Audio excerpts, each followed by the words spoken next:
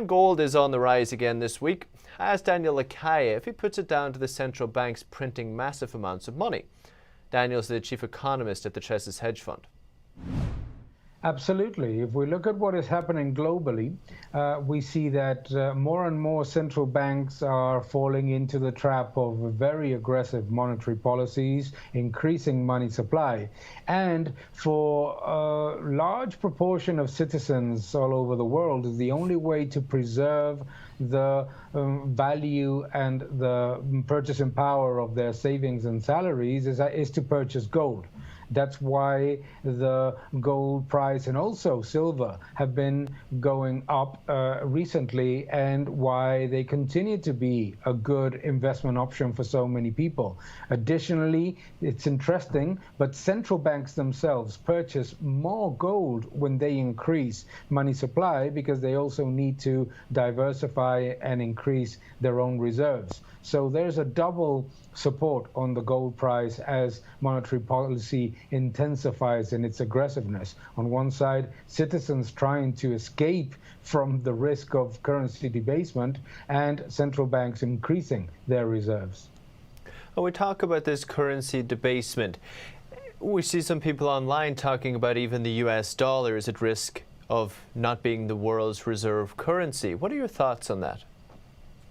Well, I think that the death of the US dollar as a world reserve currency is a story that comes up frequently.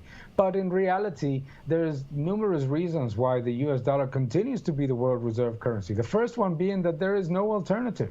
The euro has redenomination risk and its own important monetary and fiscal challenges. The yuan is barely used globally, and at the same time, the Chinese government implements massive capital controls, so you cannot have a world reserve currency with capital controls, and so there are no alternatives. And people tend to forget when they talk about the dollar and its obvious challenges and the Federal Reserve policy is that a currency remains a world reserve one based on the fact that investors globally see that there is security and that there is a level of support for transactions around the world in that currency. And that only happens, if you think about it truly, with the United States dollar.